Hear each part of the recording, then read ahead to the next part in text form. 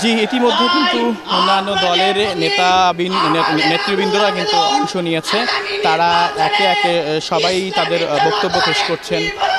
তারা বলছেন যে আসলে বিগত সরকারের জুলুম নির্যাতনের কথা তারা তুলে ধরছিলেন যে আসলে সে সময়কার সরকার, ফ্যাসিবাদ সরকার অন্যান্য দলগুলোর প্রতি যে নির্যাতন জুলুম চালিয়েছে সেসব বিষয়গুলো তুলে ধরছেন। এবং তারা আরও একটি বিষয় বলছেন যে আসলে নতুন এই বাংলাদেশে তারা আর কারো জুলুমের শিকার হতে চায় না। এই জন্য তারা বারবার একটা কথাই বলছেন যে আসলে সকল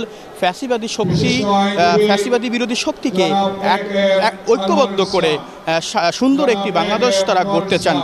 এর জন্য তারা বারবার বলছেন যে আসলে পিআর পদ্ধতি নির্বাচন এবং পিআর পদ্ধতি নির্বাচন ছাড়া এটা সম্ভব নয়, সেটিও কিন্তু তারা তাদের বক্তব্যে তুলে ধরছেন।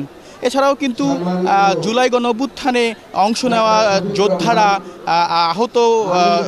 আহত যোদ্ধারা এবং শহীদ পরিবারের সদস্যরাও কিন্তু অংশ নিয়েছেন। তারাও কিন্তু তাদের বক্তব্য এখানে পেশ করছেন। তারাও কিন্তু সে সময়কার জুলাই আগস্টে যাদের উপরে যে হামলা হয়েছে সেই নির্মমতার কথাগুলো কিন্তু তারা বারবার তুলে ধরছেন। এবং তারা একটা জিনিসই বলছে যে আগামীর বাংলাদেশে সকলকে জোটবদ্ধ হয়ে সুন্দর একটি বাংলাদেশ গড়বে, এই প্রত্যাশাই কিন্তু আসলে তারা করছেন। এই ছিল আমার কাছ থেকে সর্বশেষ খবর। জামায়াতের আমির যখন বক্তব্য দিবে কিংবা জামায়াতের নেতৃবৃন্দদের অন্যান্য নেতারা যখন বক্তব্য দিবে তখন হয়তো আরো নতুন কিছু আমি আপনাদেরকে জানাতে পারবো।